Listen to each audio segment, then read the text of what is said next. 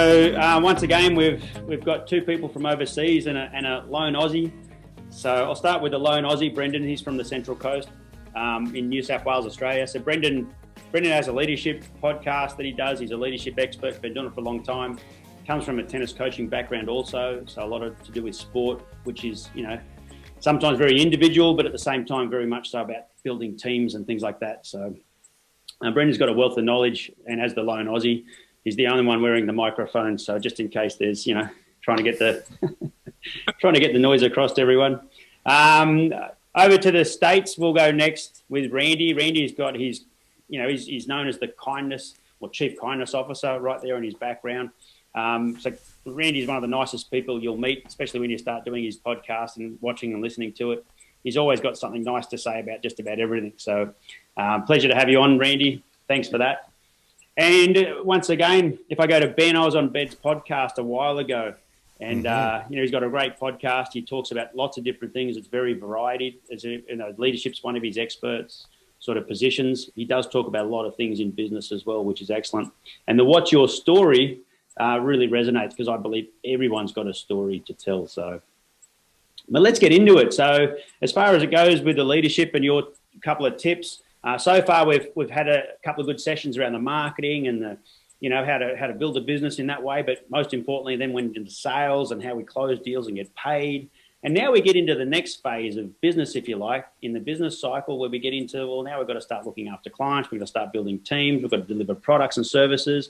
And it's these relationships, this collaboration, this networking, this win-win situation that we create now is really the seed that takes us up into the business. And it doesn't stop. I mean, it started when we first left school in business and our jobs and careers. And if you've got your own business now, it's almost critical to understand this next session and how it all fits in. And I've had a look at the couple of tips you guys are going to talk about. So this is really good. So who'd like to start? Who wants to go first? I'm going first, Scotty. Mate, just only correct one thing, and because I am a leadership and team performance coach, you mentioned tennis. I don't get a lot of my team background from tennis, so it's more from football, soccer. There you go. So look, guys, fantastic to be on the panel with these two chaps. They're certainly very wise in the leadership space.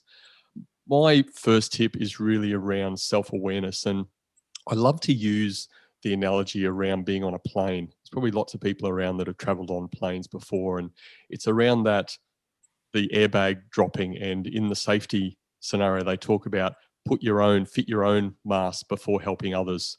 And that really resonates with me, because a mentor said to me some time ago, Brendan, leadership is not about you, but it is about you. And what he meant by that, and linking back to the analogy with the plane, is that if you can't look after yourself, if you can't manage yourself, if you can't be aware of your own strengths and weaknesses, then it's very difficult for you to be an effective leader of others. So my first tip is really around this self-awareness piece. To me, it's an absolute foundation. We need to be cognizant of our own strengths, our own weaknesses, but more importantly, from a team perspective, we need to get some alignment between what we believe are our strengths and weaknesses and what our team thinks are our strengths and weaknesses.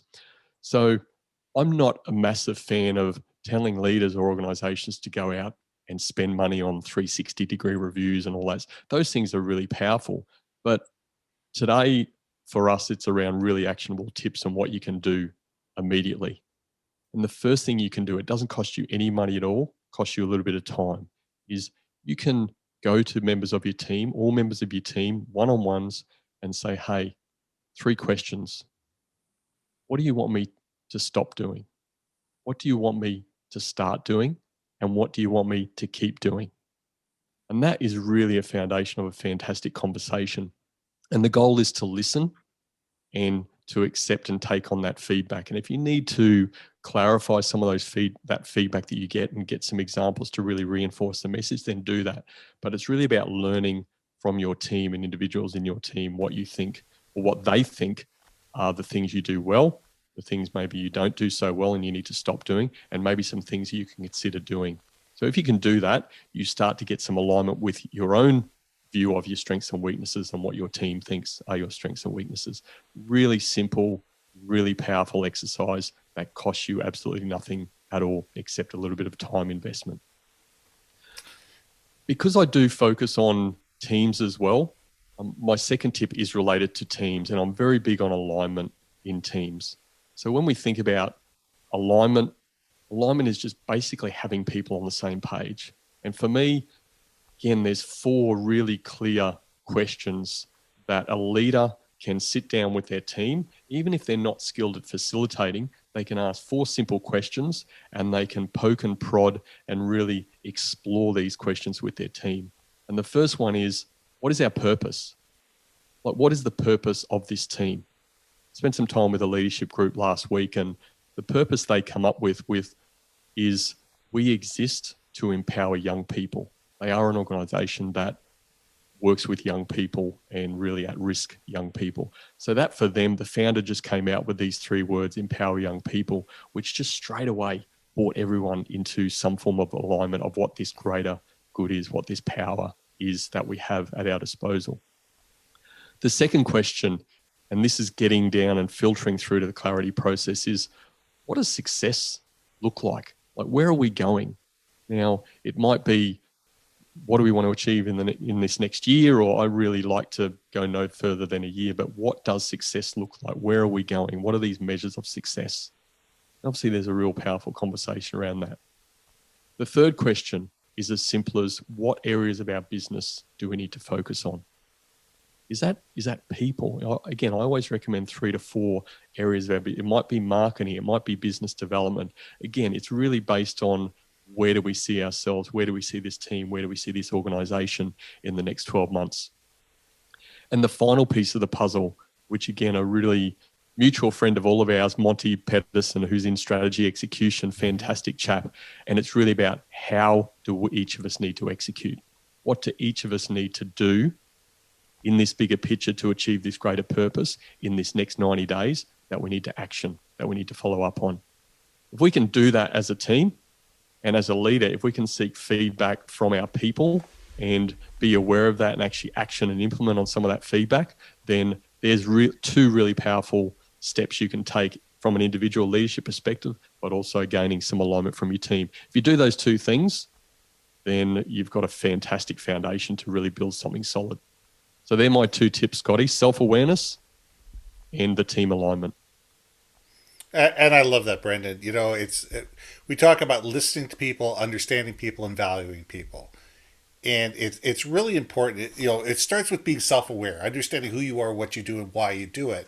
And that's the purpose of the organization. But leaders really need to understand it's not about them. It's about the teams that they support. And being able to listen to the team, understand people individually and as a team. What are the goals? What's the purpose? Where are we going as an organization? And then valuing people and giving them the opportunity to succeed individually and together. That becomes really powerful.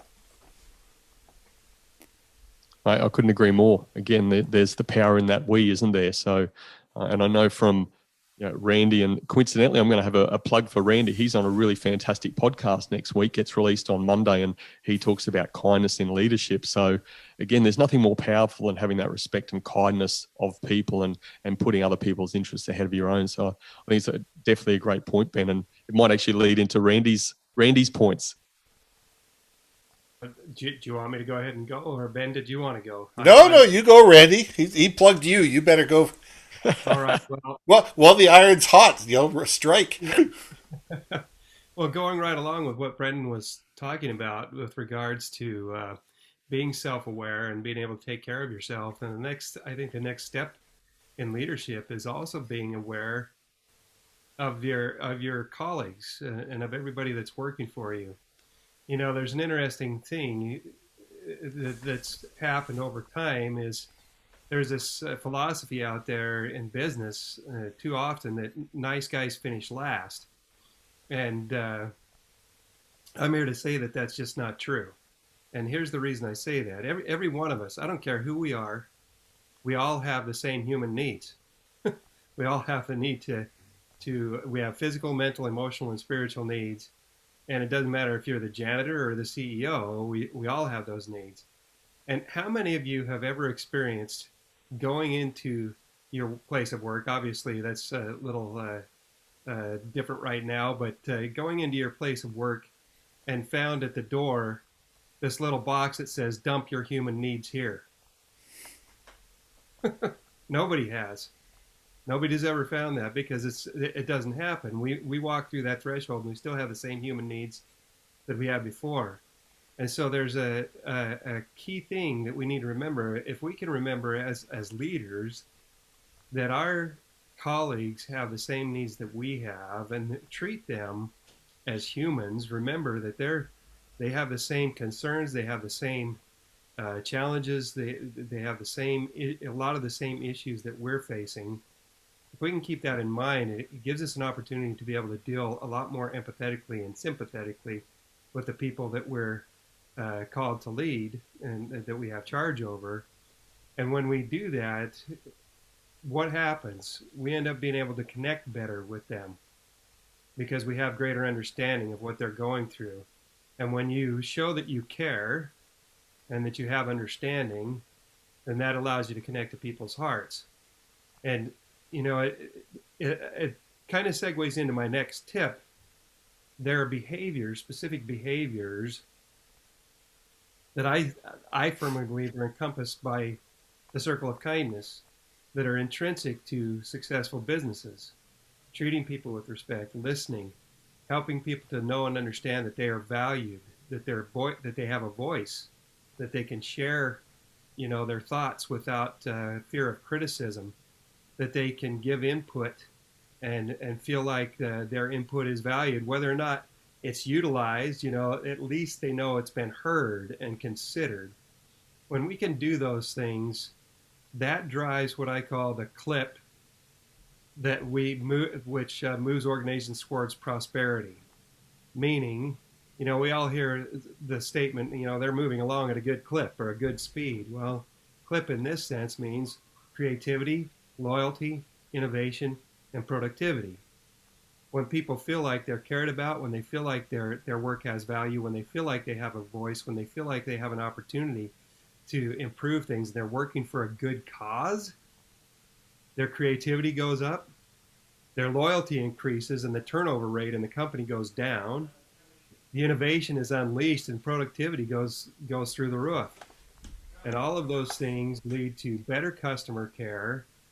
And when your customers are happy, what happens to your opportunities as an organization? They go up. In those cases, both of those cases, not only do your colleagues become an extension of your marketing team, but your clients, your customers become an extension of your marketing team. And so your bottom line is going to prosper because of that. You'll have continued and increased opportunities. You'll have return business, and you'll have customers and internal customers, meaning your colleagues, and external customers who are happy to talk about you and your organization and what you're doing, and they'll be happy to give you testimonials. So that's my thoughts. That's my tips. Randy, I love the point you made about the chief kindness side of things and where you're at, and you use the word nice. But do you think there's a difference between people being kind in leadership versus people being nice? I actually do think there's a difference, and some people are nice. I better say that because it's the nice thing to say. Kindness, genuine kindness, comes from the heart, and people can tell. People can tell when you're being genuine and when you're just putting on the plastic smile and saying, "Oh yes, isn't that awesome?" You know, it doesn't work, and it's just like little kids can tell when parents are trying to fool them. People aren't stupid. They know the difference, and you can come across. I mean, I want to make sure I'm clear on this because I try to be a very nice guy, but when I talk about nice, I mean nice in a genuine, sincere, and I guess kind way. And I don't know if that makes any sense. But did that answer your question, Brennan? Yeah, absolutely. I'm very much with you. I think there's a big difference between kind and nice. And I think if, as leaders, we have the kindness mentality, then being kind to people means being authentic, being honest, being open, which means that you need to have sometimes difficult conversations that leaders avoid. But there's real power in having that kindness hat on versus trying to be nice. Well, it's just that thing, what you said about authenticity. I mean, we need to be authentic. We need to be who we are. And, everybody is going to broach subjects differently. They're going to be able to sit there and say everybody has a different style about how they lead, how they interact with people, how they communicate with people. But it's coming from the position of saying, you know what? How does the other person feel? It's that empathy. It's that empathy piece. You don't have to agree with them. You don't even have to like what they have to say. But you have to understand that they believe what they believe, and they have the right to believe, and they have the right to feel the way that they feel. And we need to sit there and have that thought process at the front of our brain when we're having conversations, to think that, well, just because this person disagrees with me, they're wrong. Well, we can't deal with that. We need to sit there and say, I disagree with this person. I don't believe what they do. But you know what? That's their beliefs. And it doesn't make it right or wrong. It's how they believe and how they feel. Well, you nailed it, Ben. You think about this. There's an art. There's a capability that seems to be getting lost. And you just hit it, the ability to agree to disagree without being disagreeable. We can listen to people that we don't agree with necessarily, and in fact we may be at polar opposites about what we believe, but we can still listen from a perspective of caring and giving respect to say, like you just said, this person believes what they believe. I don't necessarily agree with it, but I can respect them having their opinions, and I can allow them to be them, not expecting them to be an automaton and just be a yes man and say, yes, sir, yes, sir. That's, and so we need to maintain, actually redevelop, reinstitutionalize that ability to be civil and to be able to listen empathetically. And even if we agree, we can agree to disagree without being disagreeable. But I think we all need to also come to the realization that takes a lot more work. I think it's a lot more work to be kind, to be empathetic, to listen, to understand. And a lot of people just have not been given the training in order to do that. I firmly believe in the Preheater Principle. We are promoted to the level of our incompetence. And a lot of people they're promoted because they've been there long enough, or they're really good at a task, and somebody said, oh, we'll make them a manager, we'll make them a leader. That doesn't necessarily make them a good leader. It doesn't necessarily give them the abilities and the skills to listen, to understand, to value, to communicate, to coach, to mentor, to be a leader. And that's what we need to come to the realization with is none of us have that innate ability to be a phenomenal leader. We may have leadership traits, but we all need to be trained to lead. And if we're not taking the time, making the effort, and investing the money to make our leaders better, we're doing everybody within our organization a disservice. Well, and you think about it, Ben, just throw this out there. It all comes down to behaviors and practice, right? It's like playing the piano. We can have a piano, we can, have the books and everything that we need, and have a teacher to teach us lessons. But if we're not willing to practice, then we're not gonna learn and get better. Leadership is becoming a better leader, a good leader, is practicing proper behaviors that are conducive to good leadership. That's what it comes down to. And if we're not willing to put those behaviors in, learn the behaviors, and then put them in practice, create the rituals or the habits or whatever you want to call it around those behaviors, then we may know about them, but useful knowledge unapplied is worthless. Doesn't do us any good. It's a great point, Randy. And I just want to very briefly, before going to Ben, speak to the point that you both made, and it's going through the chat around that care factor within leadership. And as Ben said, it takes time. But to put that in perspective, and I'm a real advocate of Patrick Lencioni's work, and he talks about that buzzword staff engagement and achieving engagement, which is a real at pandemic proportions as far as lack of engagement in the world today. And there's two parts to that model, which talks about need to understand how somebody's job matters. So the person doing the job needs to believe that their job matters in the greater sort of good. And they also need to daily, and I don't mean on a spreadsheet perspective, but understand how to measure their job, that actually at the end of the day, you know what, I've done a great job today, and feel satisfied that they're doing a good job. But the critical piece that you both spoke to, which I just refer to as they have to believe that they matter to the leader. So the person doing the job, if they really clear on their job and they understand their job matters and all that sort of stuff, and they can, at the end of the day, they know that they've done a good job because they can check the number of smiles they've got if they're in a hospitality space and they've really made an impact on someone's day, for example. They're not just serving drinks, or they're not just serving food, they're really connecting with people. That may be a basic form of measure for them on a daily basis. But if they don't believe that their leader cares about them, they're not going to put in their 100% effort. They'll put in some effort, but if that missing piece of the puzzle is not there, if they just don't believe that the leader cares about them, they won't have that level of engagement. And if you think about, if you flip that on the other side of the coin, is that if they don't really understand how their job matters and how they can measure it, then if you've got a really strong connection and they know you care about them, then you can work through that stuff. They'll actually give you a little bit of grace for some of the stuff ups that we all make as leaders, and that's how we learn best. If you haven't got the relationship, they'll want to crucify you. Well, before I go into my two tips, I just want to put this point out there. And I can't remember if it was Forbes or who it was that says that 75% of the population today is disengaged at work. And that comes from everyone from the people, looking at Facebook while they should be doing their job, to people that are actually out there looking for other jobs while they're at their work. And 50% of employees today, at least pre-COVID, were actually physically out there looking for another job, while they're at work. And a lot of that comes down to the fact that they don't feel that they're listened to, understood, that they're valued, that their work matters, that their boss, that the leader that takes care of them actually cares about them, that they value them.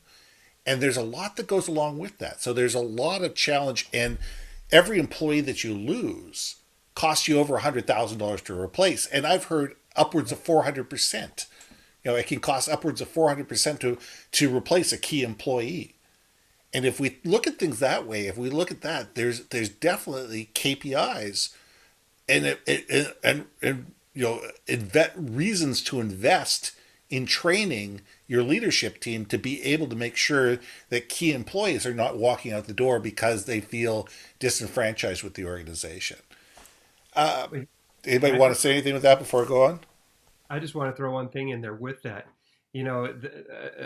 Gallup points out too that 16%, I think it's like 16 to 20% of employees, not only are they not engaged, they're actively doing stuff to destroy the work of those that are engaged. Yeah, they're sabotaging. They're actively working to sabotage the work that's being done by those that are engaged. Yeah. So Ben, just before you jump into your two, yeah. I'll interrupt 1 second. Any Q&As, just remember to put in the Q&A for about 6 or 7 minutes time so we can go through the Q&As. Just a quick reminder, a bit of housekeeping. I think I might have not mentioned it or reminded everyone. So I can see the chat room going strong, which is great. But Ben, we'll flick over to your two. Yeah, and I'll try to keep it within the 6 minutes, hopefully keep it within 5. The biggest thing that I want to talk about, people, is that leadership is a mindset and not a job title. Too many people think that leadership is all about the job title, the pay bump, the corner office, the perks, the power, etc. It's about none of that. It's about how you treat the people that you are leading. You need to be waking up every single morning saying, how do I take care of my team? How do I provide them with the skills, the training, the mentorship, whatever they need to be successful? And it's the job of a leader not to sit in their office in front of their computer and work on spreadsheets all day, but to actually sit there and say, what do you need? What do you need as a team member to be successful? And different people need different things, and to understand the different people need different things. As Randy, I think, said, everybody comes to the office every single day with the challenges from outside the office. You know, there's people getting divorced, there's people with sick kids, there's people with sick parents, there's people that have cancer, you know, depression, a million other things. And I think that it's the role of every single leader to understand what are the challenges that the people that work with them have, and how do we help them individually get better. And today, more than anything, when people are more remote, because people are feeling more isolated, they're feeling more depressed, they're feeling more disengaged, and they don't feel that they're being empowered because they're away from the mothership, and we don't have those touch points that people can just come in and say, hey, how you doing? And when people don't feel that their leaders are there, and I'm talking everywhere from frontline managers all the way up to the CEO, we need to sit there and say, hey, listen, you know, you do matter. And what can I do to help make you successful? Because some of your people are going to want to be the next leaders. Some of your people are really happy doing what they're wanting to do. Some people are miserable doing what they want to do. And it's a matter of sitting there going, okay, if you're miserable doing what you want to do, let's either find a way to find you something else to do within the company, or let's find a way to make you successful outside the company. And a great leader does all of those things. And it's a matter of understanding what do they need to be able to make the team successful and cohesive and communicate effectively, and also sit there and go, okay, individually, what do we need to make sure that these people are engaged and empowered and do their job? And the second thing that we need to talk about, and it really dovetails with this, is that leaders need to manage process and lead people. There's too many people out there that micromanage, that sit there and feel that they need to know exactly what's going on, how it's being done, when it's done, how it's done, why it's done, every single process step of the way. You hire people because you trust them. If you don't trust them, don't hire them. And if they don't have the skills, understand they don't have the skills and train them. But your job is not to sit there and do the job for them. You know, if you're doing the job for them, if you're questioning every single thing that they did, if you're having to sit there and lean over them every step of the way, why do you need them? Why do you have these people in your office if you feel that you need to be there and micromanage them every step of the way? If that's the problem, it's either a problem with your leadership style, or you have the wrong person doing the wrong thing, or you have the right person who's just not trained effectively and not empowered to do the right thing properly. And as leaders, we really need to think about, where does the problem lie? What's jamming up the system? And a lot of times it's us.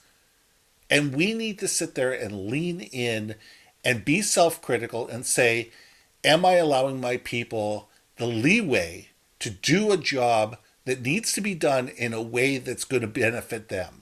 You know, we need to have objectives met. We need to have something done by a certain time or in a certain place. But how they get it done should be up to them, as long as it's done right and on time.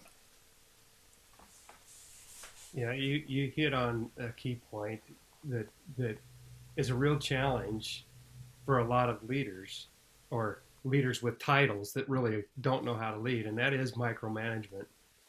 You know, how many people like to work for somebody that's constantly looking over their shoulders? We know that they don't.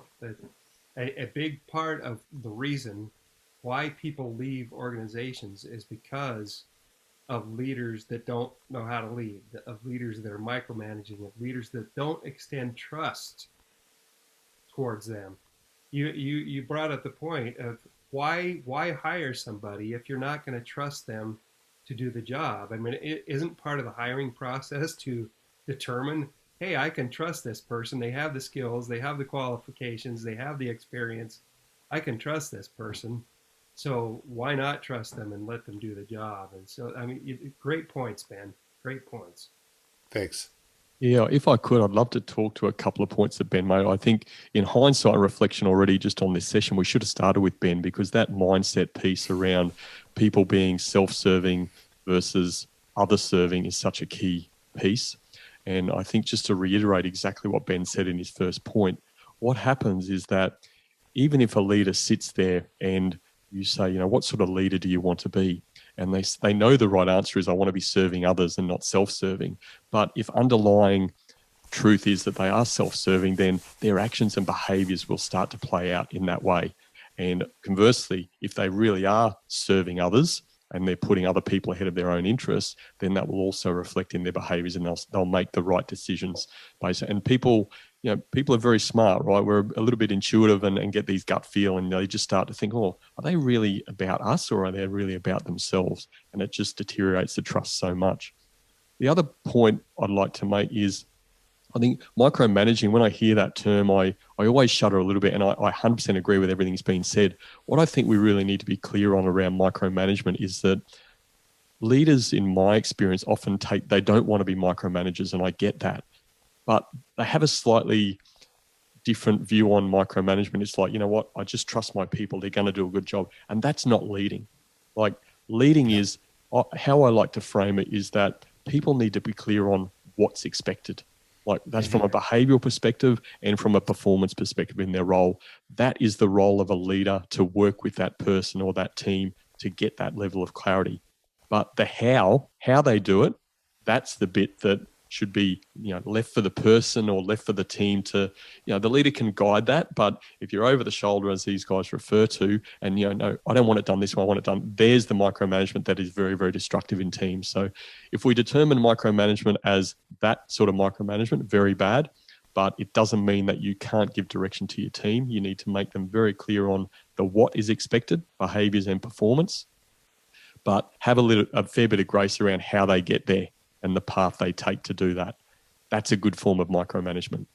I agree. And I think that that's really management. That's leadership, is to sit there and say, this is the task that needs to be done. This is why we need to do it. This is what our objectives are. Go do it. And I think that, if people understand what's expected of them, why and how, they're going to go out and do a great job. The other thing I wanted to explain with this, and then I'll let Scotty jump in, is that compensation packages need to be built from the CEO level down to not reward leadership by carrot and stick. You get a lot of compensation packages, a lot of how companies are built and the culture within the company based on the way people are compensated, the way people are rewarded, the way people get their attaboys and their attagirls, is based on, it leads to performance, tendencies. And if you see that your CEO is a micromanager, you're probably going to be a micromanager. If you see that your CEO is someone who empowers their people and enables their people to be better, more than likely you're going to be that way. So it really comes down to the culture and purpose of the organization that allows for an organization either to thrive or to bottleneck very quickly. So going to the Q&As here and things like that. So Julia Taus, she mentioned earlier in the chat about middle management and so on. And Brendan, you started with self-leadership. And now, so if you're in middle management, for example, you've got both sides now. So you've got to lead as well as follow. You've got this whole mixture of, how you fit in, because you've got to do both. So you've got to self-lead to find out how you fit in, as well as lead a group of other people. And we're all in the people business, whether they're your clients, if you're a solopreneur, or whether you're suppliers, or whether you've got, you're the boss and you're actually running a company, or you're in middle management. We're all in leadership. Starts with ourselves first. So what's your take on middle management and the fact you've got to be both? You've got to go up and down in your leadership pathways here, your leadership skills. And that $100,000 you spoke about, Ben, I'm in middle management. It's not my $100,000 anyway, right? So it's someone else's problem, not mine. So how do they fit in? How do they answer Julia's question there about middle management really has an issue with it, whether it's an issue from above or internally or whatever. What's your thoughts on that? Yeah, look, they can take that from a number of different angles. And again, time-wise, we can't. But if I take it from, let me just say two angles. There's one which surprises me quite a lot, in that if I'm in let's say I have a leader above me, and generally we all do, and we may have the privilege of serving others below us. And I say below us just from a organizational structure perspective. Yeah. But the question that often doesn't get asked from the person in that middle management position is, to their boss, what does success look like in my role? So getting clarity from their leader in the expectations of the role. Now, that's just not a tick KPIs, technical side of things. That's in behaviors as well, which is, again, behaviors drive, leadership. So having that question, hey, what does success look like in my role? Once again, a really simple question, but creates a powerful conversation.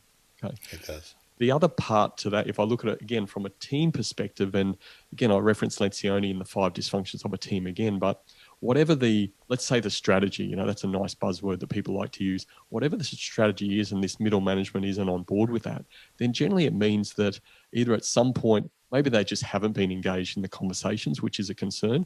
If they have been, then maybe they've not felt safe enough and had the level of trust and the vulnerability they need to have in order to question and challenge some of the thinking around the direction of the team or the direction of the organization and where they're going. And if they can't have that sort of conversation, then they won't commit to whatever that strategy is or whatever that task is. If they don't do that, then the accountability piece doesn't happen. Their dates are going to slip. They're not going to, tick the boxes on the stuff. The boss is probably going to come, have you done this? Oh, no, I haven't got there yet. Or there's always an excuse around it. And then obviously from that, the results don't happen. So, that's a really simple, the 5 dysfunctions of a team model produced by Lencioni, but I always take people back to that. If people aren't ticking and achieving some of the things they want to achieve from a technical perspective, even from a behaviors perspective, then they probably haven't bought in. Why haven't they bought in? They haven't felt safe enough to have a conversation around, hey, you know what? I think that maybe there's different ways of doing that. They're the 2 angles I would take it from. There's also the thought of leading up. It's just sit there and say, okay, I'm a district manager. I want to be a national manager.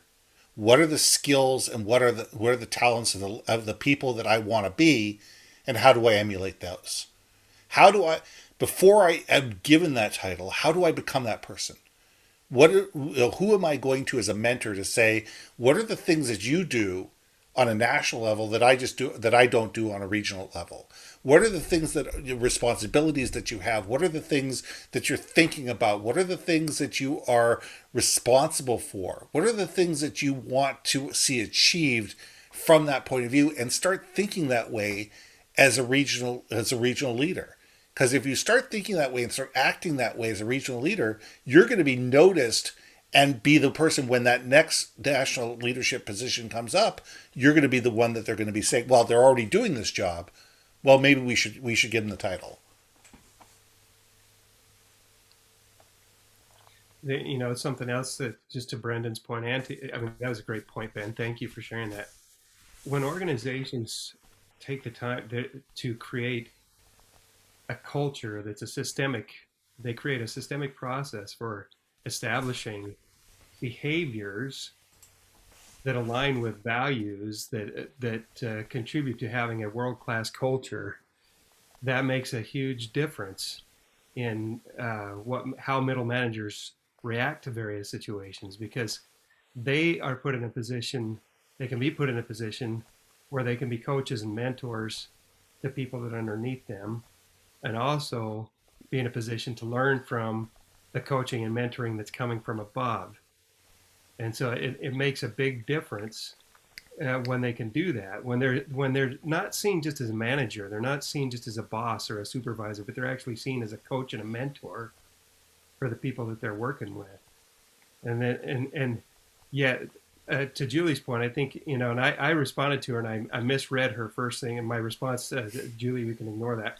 That there's lack of training and things like that. Well, when you've got a solid culture created where training and training is taken into account, or learned skills is taken into account, then that training is going to be there, and and not only because it's going to be coming from the top down to them, and then they can pass that training on down, and those skills, that mentoring, that coaching down to the people that they're working with. Does that make any sense? Absolutely. Yeah, well said. But look, we'll have to start looking at our sort of wrapping up in a way. We haven't done the 2 tips again in review, so we might just quickly go around, and then if we've got time, there's another good question here that I want to bring up. So, Brendan, you went first of all. Just as a recap for those that are taking their notes, what were your 2 tips, just as a quick recap? Absolutely, mate. Thanks for that. So very quickly, self-awareness. Leadership starts with yourself and leading yourself. So 3 questions you can ask people in your team. What do I need to start doing? What should I stop doing? And what should I keep doing? And that was the basis of a real conversation. And then the other piece was around team alignment. So get some clarity about what our purpose is as a team. Why do we exist? Our measures of success. Where are we going? What does success look like? What do we need to focus on in our business to achieve that level of success? And individually, how do we need to execute? What do each one of us within the team need to action and progress in that next 90 days or the next X number of days to make progress towards success? All right. And my 2 tips. First one, remember everyone is human with the same needs, regardless of your position, and we should all be treated that way. And the second one was kindness behaviors drive the clip, meaning the creativity, loyalty, innovation, and productivity, which moves organizations towards prosperity. So just remember that. There you go. And real simple, leadership is a mindset and not a job title. And we need to manage process and lead people. Excellent. Can I throw a curly one at you 3? Well, no, you can't throw anything curly. You got a shaved head. Okay. Curly eyebrows. They're still blonde. I'm still a surfer. But listen, the reason I ask this question is I get asked this one a lot, and I've actually got first-hand experience, but I still don't know how to share what people should do with this situation. So how do you handle a narcissist that's in your business, whether they're above or below? How do you handle a narcissist? Now, we haven't got long. This is another 3-hour session. Just one tip in 30 seconds each or a minute each. You've got a narcissist, either below or above or beside you. What do you do? My little bit of advice is simple, is that I always believe that the right outcome is on the other side of the right conversation. So if you're having conversations with that person and setting clear expectations about what is good behavior and what's not good behavior and what it looks like and what they're demonstrating in the business, and you keep having those conversations, then the right outcome will come from that. Now, if that means that, they dig their heels and you need to manage them out, then, that happens. But my experience is that if you're having those consistent conversations and really on the back of people with that, most people don't like that environment. Now, whether they'll tell you the truth and say, I just don't like it here or whatever, not sure, but 9 times out of 10, they'll move on. They don't want to come to work. They know that you're going to be on their back all the time. The right outcome's always on the other side of the right conversation. Yeah. Manage up or manage out. It's giving people the opportunity to change, giving them the training and the coaching that they need to change. But if not, you need to find a way to, get them out of the organization because they become absolutely cancerous, but do it in a humane way, in a way that everybody wins. Yeah, it comes down to, for the life of me, the author's name slips my mind, but the author who wrote From Good to Great, making sure that you have the right people on the bus. And it's like Brendan said, you have to have the conversations with those people to set the clear expectations. Say, listen, this is what the expectations are. This is, what we hired you for. This is what we expect from you. And, what are some, and help and discuss with them the challenges that you're saying. These are the things that we're seeing that are not meeting our requirements, are not meeting our expectations. And the areas that you need to change. And here's the coaching capabilities, the things that we're going to do to work with you to help you in that process. But set clear expectations on what needs to happen, and then if they don't change, if they're not willing to do what they need to do to be part of the bus, then they need to be moved off the bus. Yeah, good points. Because I've always struggled to answer when people ask me that advice. So that's why I was curious as to what you 3 had. I've always struggled. Although I managed to deal with the narcissist by getting the best out of them and helping them, but other people couldn't do it. And, so that's, and I don't want to be, you guys are leadership experts. You guys are the ones that can answer this best and probably have to deal with it more than anyone else. So I was really curious, and obviously it's a 3-hour conversation we could have about all the different techniques. Oh, yeah. was just my own little personal gain there of narcissist. It comes up a lot. It's got a toxic environment and there's someone's a narcissist. How do we do it? And I think sometimes that comes back down to self-leadership, by people not letting the narcissist get to them, know who they are, how they fit in.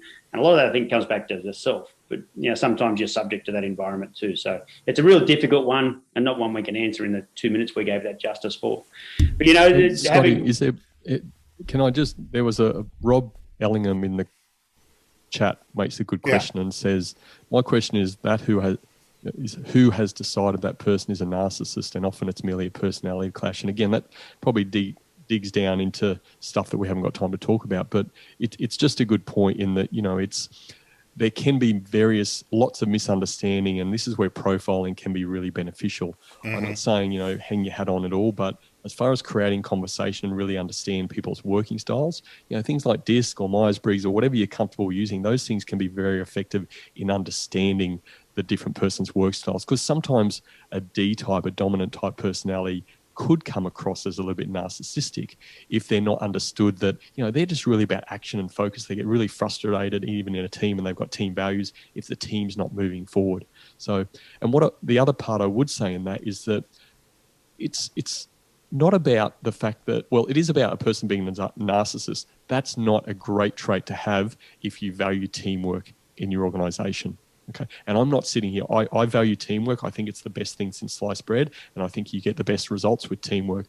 But there's plenty of organizations out there that don't focus on teamwork. Sales organizations can be that, where individually an individual salesperson can do very well, and they can be quite narcissistic, but the organization promotes their, it's this is me, my results, and I'm focused, and I have little impact to no impact on others. If organizations value that, that's okay. Okay, not an organization I want to be part of, but that environment works for them. But if a narcissist is in an organization that values teamwork, then just like Ben said, you need to manage them out very quickly if they're not going to change. Exactly. It's where is that narcissist within the organization, and does that narcissism benefit the organization, or is it hindrance? And once again, it comes down to personalities. We're going to have to wrap up. We could talk for hours on this, and it's perfect to see the perfect example of all three of you being so nice to each other and thanking each other. Perfect leadership style from all three of you. So well done.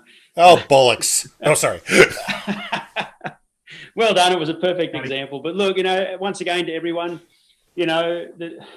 this session here, we could go on for hours, but it was designed as a 30-minute session plus a bit of Q&A, a round table, which has been excellent. So thank you very much, everyone.